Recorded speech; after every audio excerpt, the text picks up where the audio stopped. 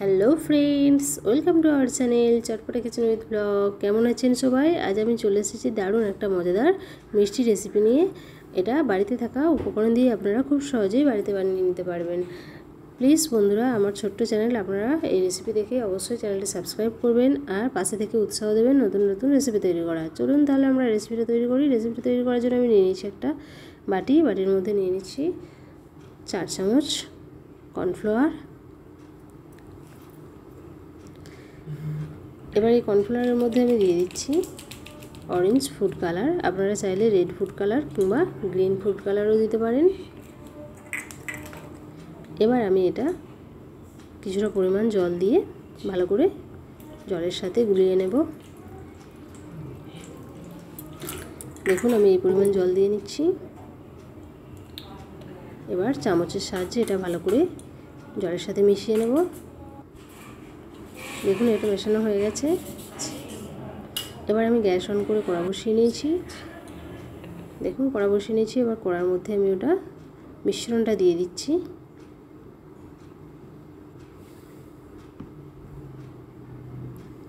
এবার এই মিশ্রণটা খুন্তি দিয়ে 5 থেকে 10 মিনিট মিডিয়াম টু লো আছে অনবরত নাড়াচাড়া করতে হবে, তাহলে এটা ঘন হয়ে যাবে। দেখুন এটা কতটা ঘন হয়ে আসছে,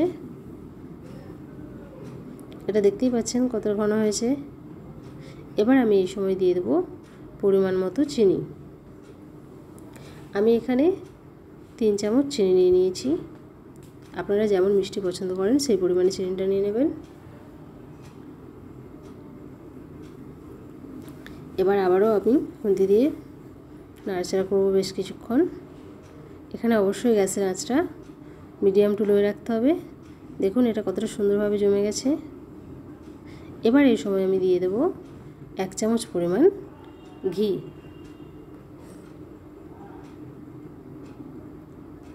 ঘিটা দেওয়ায় এই মিষ্টিটা খেতে আরও বেশি টেস্টি লাগবে।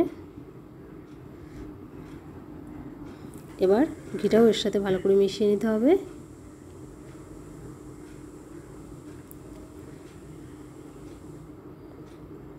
দেখুন আমি এইভাবেই সুন্দর করে এটা মিশিয়ে নিয়েছি।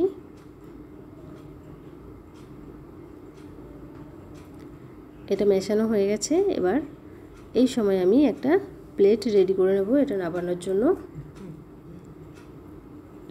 দেখুন অনেকটাই ঘন হয়ে গেছে, এটা হতে থাক, ততক্ষণ আমি প্লেটটা রেডি করে নিই। আমি প্লেটের মধ্যে অল্প একটু ঘি লাগিয়ে নিয়েছি। এবার এর মধ্যে দিয়ে দিচ্ছি 4 মগজ। আপনারা চাইলে এখানে ড্রাই ফ্রুটটাও দিয়ে নিতে পারেন। দেখুন এইভাবে আমি প্লেটের মধ্যে ছড়িয়ে নিয়েছি। এবার দেখে নেব এটা কতটা ঘন হয়েছে। দেখতেই পাচ্ছেন এটা দেখতে কতটা সুন্দর লাগছে, একদম কাঁচের মতো দেখতে, যেমন খেতেও তেমন টেস্টি। অবশ্যই বাড়িতে ট্রাই করবেন আর রেসিপি দেখে ভালো লাগছে কিনা কমেন্টে জানাতে ভুলবেন না। প্লিজ আপনাদের একটা কমেন্ট আমাকে উৎসাহ দেবে নতুন নতুন রেসিপি তৈরি করার। আর অবশ্যই আপনারা কে কোথা থেকে রেসিপিগুলো দেখছেন সেই জায়গাটার নাম উল্লেখ করবেন।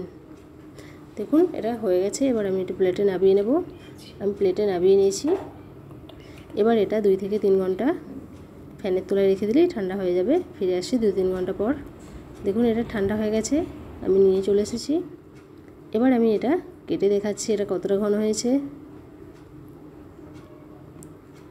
আমি আগে 2 সাইডটা একটু কেটে নিচ্ছি।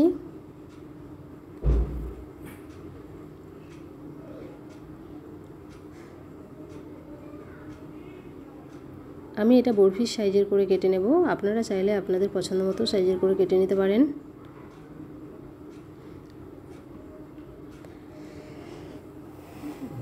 দেখুন আমি এইভাবে বরফির সাইজের করে কেটে নিয়েছি। আমি এই সাইড থেকে আপনাদের তুলে দেখাচ্ছি এটা কেমন জমেছে।